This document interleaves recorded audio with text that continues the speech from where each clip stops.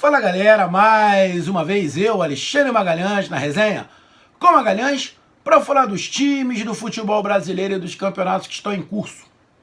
Brasileirão 2024, nona rodada. Nona rodada com o clássico paulista. O Corinthians entranhado numa crise, problemas a dar com pau. O Corinthians tem tanto problema que ele poderia dar um problema para cada time da Série A e ainda ia sobrar. E o São Paulo, bem obrigado, tranquilo, na paz, tudo caminhando dentro do que a torcida imagina, se enfrentaram o mando de campo do Timão, né? Lá na Neoquímica Arena, que também é um outro problema, né? E empataram em 2-2. Tenho certeza que a maioria apostaria no São Paulo, numa vitória do São Paulo por tudo que eu acabei de falar. Um tranquilo e o outro cheio de problemas, um brigando na parte de cima de baixo, outro contra o rebaixamento. Ou seja, tudo a favor de um lado e tudo contra do outro. Mas empataram em 2-2. E eu fui ver o jogo, né? Para ver como é que tinha sido esse jogo. E já para adiantar, na minha opinião, apesar do São Paulo ter sido um pouquinho melhor, achei o São Paulo um pouco melhor no apanhado geral do jogo, mas o empate, para mim, foi justo. O empate, para mim, foi justo. Então a gente vai falar sobre esse empate de Corinthians e São Paulo 2-2, levando-se em consideração que o Corinthians teve um jogador a menos no segundo tempo. Ficou a metade do segundo tempo inteiro com um jogador a menos, tá? E aí mostrou aquela garra corintiana, né? Que a torcida do Corinthians gosta, que na verdade essa garra, essa disposição corintiana não é que o jogador tem que ter a mais. Não é que tem que ter a mais. Ele tem que ter. Foi pro Corinthians, tem que ter. Pode não ter tudo, mas vontade, garra, disposição, meu irmão, isso já tem que vir num pacote. O restante que é mais. Disposição já vem no pacote. Então, mesmo com o Corinthians com um a menos, metade do segundo tempo inteiro, conseguiu ali segurar o 2-2. E aí, foi justo? Não foi justo? Alguém merecia ter vencido? Como é que ficou a classificação? Então é sobre isso que a gente vai falar nesse momento. Então eu peço a você, meu amigo torcedor do Corinthians, meu amigo torcedor do São Paulo, eu peço que você curta, compartilhe, inscreva-se no canal, dê o seu like, ative a notificação, coloque os seus comentários, entre no nosso WhatsApp, está aqui embaixo na descrição do canal. Você vai lá do seu nome, o time que você torce, que eu coloco você no grupo do seu time, só para lembrar, para falar de futebol, não é para falar de política e nem de religião. E se você quiser ajudar o canal a crescer, você pode ajudar através do Pix, que é o número do nosso WhatsApp, você pode ajudar através do Superchat, quando estiver vendo lives, e você pode ajudar através do clube de membro do canal Resenha com Magalhães aqui embaixo de azul. E agora você pode ajudar através do Valeu, que é esse coração cifrão que está embaixo, está aqui do lado compartilhar, beleza? Então vamos lá para a gente falar sobre esse jogo. Deixa eu logo pegar aqui a classificação. Como é que ficou a classificação? Bom, após esse empate de 2-2, né, o São Paulo está aqui na quinta colocação com 15 pontos em 9 jogos. Ainda temos um jogo nessa rodada, que é Atlético Mineiro e Palmeiras. É Atlético Mineiro e Palmeiras, deixa eu tentar dar uma olhada aqui rápido. Só para mim saber mano de campo quem. É mano de campo do Galo. Tá? Mano de campo do Galo.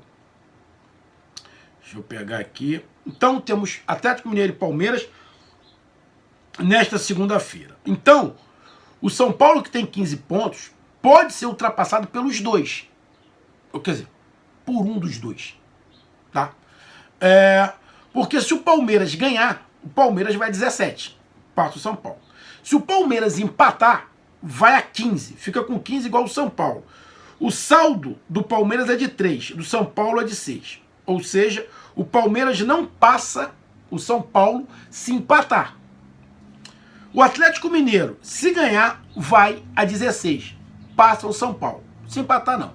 Então, se tiver um vencedor entre Palmeiras e Atlético Mineiro, um dos dois, quem vencer, obviamente, passa o São Paulo. E aí o São Paulo cai da quinta para a sexta colocação, tirando o Bragantino. Porém, o que mais importa, no caso, briga pelo título. O São Paulo está apenas 3 pontos do líder, que é o Botafogo. Em relação ao G4, ida direta à Libertadores, está a 2 pontos do Atlético Paranaense. Então, tá no bolo. Tá no bolo. E o Corinthians, com este um pontinho, o Corinthians está fora da zona de rebaixamento, na 16ª colocação, com 7 pontos, né?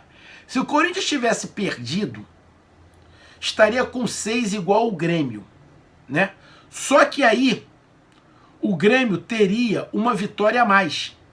Ou seja, quem estaria na zona de rebaixamento era o Corinthians e não o Grêmio.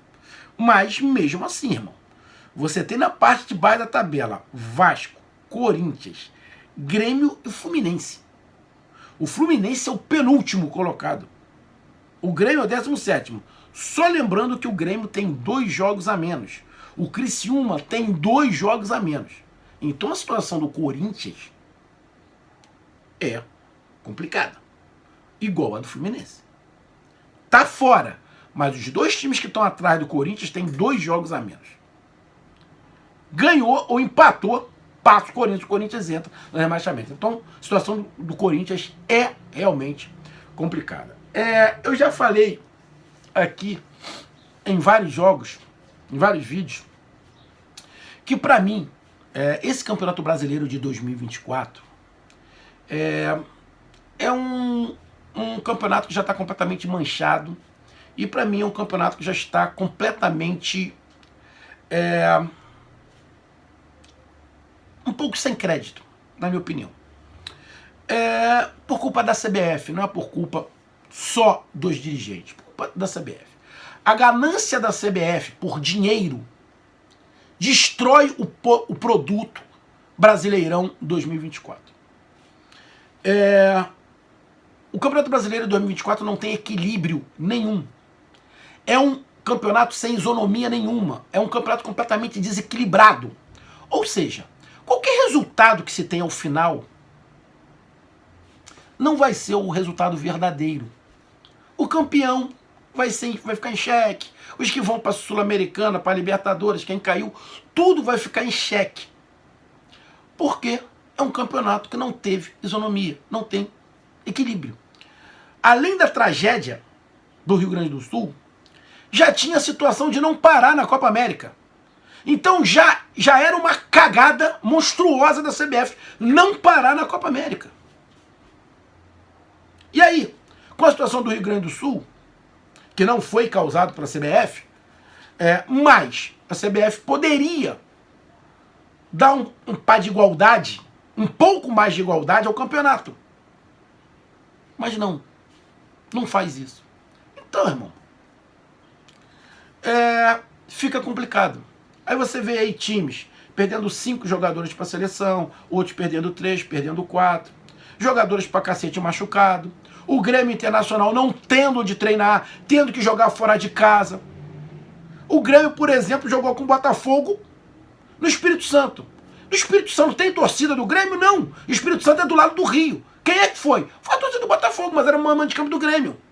Então, irmão, pra mim esse campeonato de 2024, tanto faz, tanto fez quem ganhar. Porque pra mim não vai ser o vencedor de fato. Porque o campeonato não teve nivelamento nenhum. Talvez, no final do campeonato, um desses times que foram mais prejudicados, ganhar, vai ser vergonhoso para os outros. Um desses times que foi prejudicado durante esse período, os times que cederam mais jogadores para a seleção, Grêmio Internacional que tiveram a tragédia, se um desses times for campeão, vai ser vergonhoso pro restante. Vergonhoso. Então, cara, Vamos continuar aqui o papo, mas eu já dei a minha opinião sobre a classificação. E aí vamos aqui pro jogo, né? Você pega aqui os números do jogo. Temos o Corinthians com 16 chutes, o São Paulo com 12. O Corinthians acertou 8 chutes no gol, o São Paulo 7, ou seja, bem equilibrado. Posse de bola, um pouco mais de posse de bola do São Paulo, principalmente no segundo tempo, quando o São Paulo ficou com um jogador a mais. Tá? Precisão nos passes, quase 90% os dois. Faltas muito parecido. Cartões amarelos, 5 para o São Paulo, 2 para o Corinthians. O Corinthians teve um jogador expulso. Impedimentos 1-1. Escanteios 9 para o Corinthians e 5 para o São Paulo. Antes de eu falar do jogo, vamos lá. Cara, eu acho muito engraçado essas situações.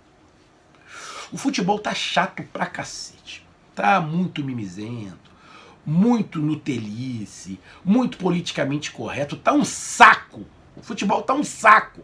É porque eu gosto muito de futebol, mas tá um saco. E aí, você faz um jogo, né, aonde você não pode ter meio a meio de torcida. Aqui no Rio de Janeiro é meio a meio. Clássico é meio a meio. Ainda tem torcida mista aqui no Rio. É meio a meio. Exemplo, Flamengo e Vasco. Foi estádio meio a meio. No meio, torcida mista. Mas em São Paulo não pode. E aí, o time do São Paulo faz um gol. Vai comemorar onde, porra? Se a maioria era torcedor do Corinthians. Vai comemorar onde? Não comemora. Não, corre pro meio do campo e comemora no meio do campo. Porra. Tá de sacanagem, né? Aí o goleiro vai tomar satisfação. Porra, parceiro. Se fosse o contrário, o jogador do Corinthians não ia comemorar? E tem um detalhe. A comemoração do gol de São Paulo, que eu não me lembro se foi o primeiro ou foi o segundo. Irmão, acho que foi o segundo. Eu não vi ele provocar a torcida e comemorou, porra. Ele ia comemorar onde? Se em qualquer lugar aqui, ó, era do Corinthians. Mas também achei engraçado uma outra situação. O Lucas Moura, né? Foi lá se meter lá na... separar, sei lá. Irmão, vocês viram a diferença de altura do goleiro do Corinthians, que, por sinal, o moleque é um monstro. O moleque é um monstro. Se realmente ele for lá para a Inglaterra, ele tem tudo para se destacar e estar em breve na seleção. O moleque é um... Além de ser grande pra cacete, o moleque tem uma elasticidade e uma explosão fora do normal. O moleque é um monstro. O moleque é um monstro. Também é altura. Aí fala assim, Magalhães, mas tamanho não quer dizer nada. Porra, nesse caso quer. Nesse caso quer. O Lucas Moura só tinha algum tipo de chance contra o goleiro do Corinthians se ele tivesse armado de longe. E mesmo assim não podia ser 380 não. Tem que ser alguma coisinha mais pesada. Ponto 40, tá? 40, pum. E dá nos peitos, na cara, porque senão, irmão, não vai dar não. O negão vai cair não. Negão dá um soco, bem dado, na fonte ou aqui, irmão, acabou. Pode encomendar o caixão. Eu acho engraçado essas situações. Mas, brincando aqui, né? Achei sem necessidade ter esse tumulto ali, o goleiro do Corinthians. Achei sem necessidade, não vi sinceramente, o goleiro, o jogador de São Paulo querer fazer alguma coisa contra a torcida. Não, sinceramente, não achei. O jogo, cara, no primeiro tempo o jogo foi muito bom. Tecnicamente o time do São Paulo é melhor. Cara, mas foi um jogo muito bem jogado, com jogadas de efeito, golaços, parte tática muito bem colocada dos dois times. O São Paulo começou melhor e abre logo o placar com o Lucas, que era conhecido como Marcelinho, né? Na época, não quero ser Marcelinho, não. Meu nome é Lucas. E tá certo, né? Porque comparavam ele com o Marcelinho Carioca, o Marcelinho que foi do Flamengo e foi lá pro Betis, se não estiver enganado, e Corinthians, e fez o nome no Corinthians, que o Marcelinho é ídolo do Corinthians e não do Flamengo, né? Que o Flamengo, aquela geração do Marcelinho, o Flamengo dispensou geral, né? De Jalminha, Marcelinho, mas tantos outros. Então, cara, São Paulo começa melhor, o Corinthians vai pra cima, não se intimida, e o Igor Coronato faz um golaço de fora da área. O São Paulo consegue fazer o 2-1 num gol contra do Kaká, que deu um azar de novo, garoto. Não é ruim, mas deu um azar de novo. E nos acréscimos, o Gustavo Mosquito faz um golaço. E aí, na minha opinião, houve ali uma bobeira do Luciano. Bobeira o Luciano. Ali tem que ficar esperto o tempo inteiro na entrada da área. E o Alberto foi lá, pum, tomou a bola, não achei falta. Mas ele tinha que ser mais esperto, o Luciano tinha que ser mais esperto. E não é a primeira vez que o Luciano comete esse tipo de situação. O Luciano, dentro do jogo, estava indo lá atrás buscar a bola ou defender e deu uns 2 ou 3 passes errados. Que deu condição para o jogador do Corinthians. Irmão, Luciano, vai lá para frente, filho. Não pega a bola lá atrás, não. Não pega a bola lá atrás, não. Fica lá na frente. Então não é a primeira vez que isso acontece e o Corinthians consegue empatar com um golaço do Mosquito. Então o primeiro tempo é elétrico, irmão, que não deu para você piscar em momento nenhum, com jogadas de efeito, parte tática bem trabalhada, muita vontade dos dois times. Então, cara, olha, eu vou te falar, até agora, esse primeiro tempo de Corinthians e São Paulo foi um dos melhores que tivemos nesse Campeonato Brasileiro. Muito bem jogado. E aí vai pro segundo tempo, o segundo tempo parece que os dois times já vêm numa frequência mais baixa. Os dois times entraram no primeiro tempo com a intenção de ganhar. Vai pro segundo tempo, os dois times voltam com a intenção de não perder. Ao jogo, dá uma baixada de bola. E aí, um pouco mais à frente, na metade, tem um jogador expulso. E aí a frequência diminui, o estilo de jogo muda, porque o Corinthians quer defender o resultado e o São Paulo tenta aproveitar ali para tentar ver se consegue ganhar. Mas o Corinthians, com muita vontade, muita disposição, taticamente até organizado, consegue se defender bem e segura o 2-2. Levando-se em consideração que o Corinthians jogou contra um time superior, que está no momento melhor, e ficou segundo tempo com um jogador a menos, o empate não foi ruim. O empate não foi ruim. Obviamente que o São Paulo jogou um pouco melhor, mas não vejo esse São Paulo um pouco melhor numa condição de falar foi injusto o placar. Não, para mim o empate foi justo. E eu vou repetir o que eu acho.